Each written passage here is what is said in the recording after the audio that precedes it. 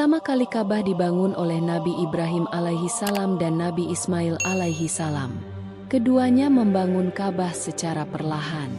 Mula-mula, Allah Subhanahu wa Ta'ala memerintahkan keduanya untuk membangun Ka'bah sebagai lambang cinta mereka kepada Allah.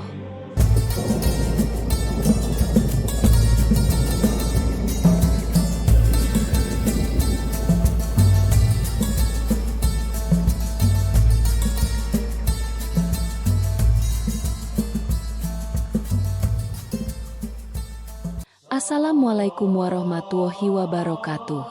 Halo sahabat Muslim Fight. Semoga kita semua dalam lindungan Allah Subhanahu wa Ta'ala. Dan di video kali ini kita akan membahas tentang sejarah pembangunan Ka'bah dan renovasinya. Sejarah pembangunan Ka'bah sudah tentu menjadi hal penting bagi umat Muslim. Bagaimana tidak? Ka'bah merupakan kiblat bagi seluruh umat Islam di seluruh dunia dalam menunaikan kewajiban utama, yakni sholat. Agar ibadah sholat kita paripurna, penting bagi kita untuk mengetahui sejarah di balik pembangunan tempat suci tersebut. Mengapa tempat itu dibangun dan bagaimana sejarah pembangunannya? Mengutip buku The Greatest Stories of Al-Quran yang ditulis oleh Syekh Kamal As-Said, pertama kali Ka'bah dibangun oleh Nabi Ibrahim alaihi salam dan Nabi Ismail alaihi salam. Keduanya membangun Ka'bah secara perlahan. Mula-mula, Allah Subhanahu wa Ta'ala memerintahkan keduanya untuk membangun Ka'bah sebagai lambang cinta mereka kepada Allah. Nabi Ibrahim dan Ismail pun saling kerjasama membangun Ka'bah selama berbulan-bulan. Selain itu, ada pula sumber yang menyebut bahwa Ka'bah dibangun untuk melindungi Hajar Aswad, yakni batu hitam yang datangnya dari surga. Di masa kini, Ka'bah menjadi tempat ibadah yang dikhususkan hanya untuk hamba Allah. Untuk itu, sholat menghadap ke Ka'bah menjadi satu tanda ketaatan dan kesatuan umat Islam di seluruh dunia, dan bukan berarti menyembah Ka'bah. Merujuk pada buku The Great Episodes of Muhammad Sallallahu Alaihi Wasallam yang ditulis oleh Dr. Said Ramadan Al-Buti, para ulama sepakat bahwa Ka'bah telah mengalami pembangunan atau rehabilitasi sebanyak 4 kali.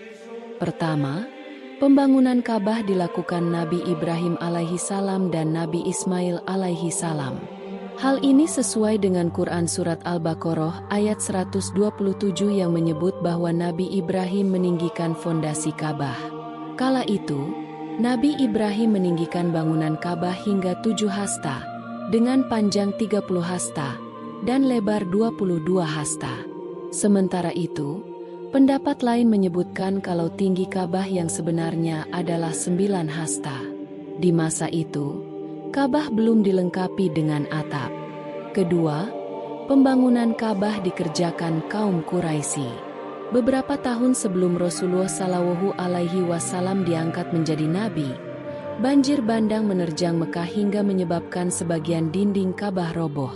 Kaum Quraisy kemudian membangun kembali Ka'bah yang rusak tersebut.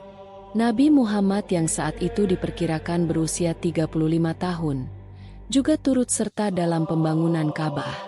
Beliau mengangkut batu di atas pundaknya dengan beralaskan selembar kain. Beliau bahkan sempat tersungkur ketika membawa batu-batu tersebut. Saat pembangunan telah selesai, suku-suku berselisih untuk menentukan suku mana yang paling berhak untuk meletakkan Hajar Aswad ke tempat asalnya. Nabi Muhammad kemudian mengusulkan agar Hajar Aswad ditaruh di atas selembar kain. Kemudian, perwakilan dari suku-suku yang berselisih itu masing-masing memegang ujung kain untuk kemudian mengarahkan batu hitam itu ke tempat semula. Pada akhirnya, semua orang sepakat dengan usul Nabi Muhammad.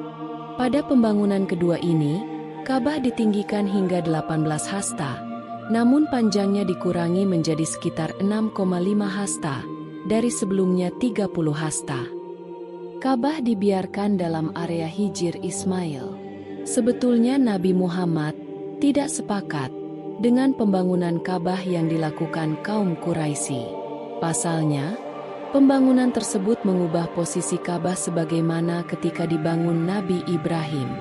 Namun, Nabi Muhammad memilih untuk menahan egonya atas kebenaran sejarah dengan mendahulukan kepentingan masyarakat secara luas. Ketiga, pembangunan Ka'bah pada masa Khalifah Yazid bin Muawiyah. Pada akhir tahun 683 Masehi, pasukan Yazid bin Muawiyah di bawah komando Al-Husain bin Numair As-Sakuni menyerbu Abdullah bin Zubair dan pengikutnya di Mekah. Peperangan itu menyebabkan sebagian besar dinding Ka'bah roboh dan terbakar. Abdullah bin Zubair lalu meminta saran kepada yang lain terkait dengan pembangunan Ka'bah. Apakah dibangun bagian-bagian yang rusak saja atau diratakan semuanya, baru kemudian dibangun kembali? Setelah menerima beberapa usulan, Abdullah bin Zubair akhirnya meratakan Ka'bah dengan tanah. Ia kemudian membangun tiang-tiang di sekelilingnya dan menutupinya dengan tirai. Abdullah bin Zubair juga menambah bangunan Ka'bah sebanyak 6 hasta, dari yang dulu dikurangi kaum Quraisy. Ia juga menambah tingginya menjadi 10 hasta sekaligus membuat 2 pintu.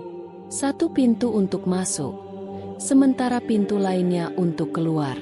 Ia berani melakukan ini, merombak bentuk dan posisi Ka'bah, karena mengikuti hadis Nabi Muhammad SAW berikut.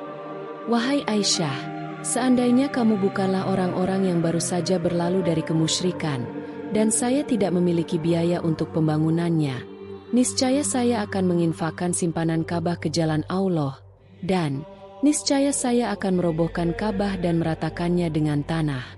Kemudian akan aku bangun di atas pondasi Nabi Ibrahim. Saya akan menjadikan 2 pintu baginya. 1 pintu di sebelah timur, sebagai pintu masuk, dan 1 pintu lainnya di sebelah barat, sebagai pintu keluar. Saya akan meratakannya dengan tanah. Saya akan menambah luasnya 6 hasta lagi dari Hijr Ismail. Hadis riwayat Bukhari. Keempat, pembangunan Ka'bah dilakukan setelah Abdullah bin Zubair wafat.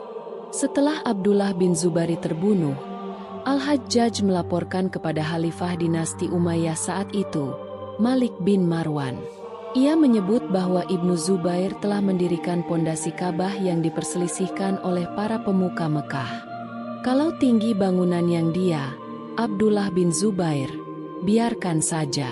Namun, panjang bangunan itu yang meliputi Hijr Ismail, kembalikanlah seperti semula, dan tutuplah pintu yang dia buka.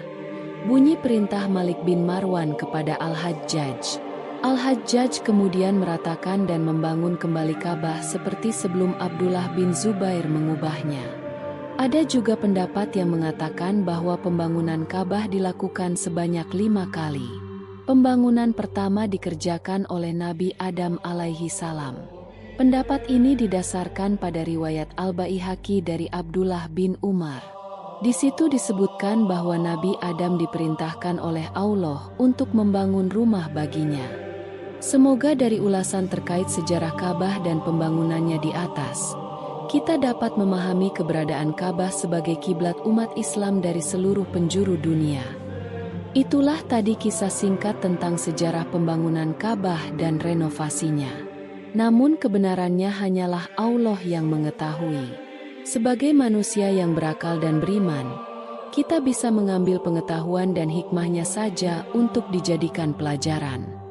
Gambar yang ditampilkan hanya ilustrasi, dan kami memohon maaf jika ada kesalahan dalam penulisan atau penyebutan.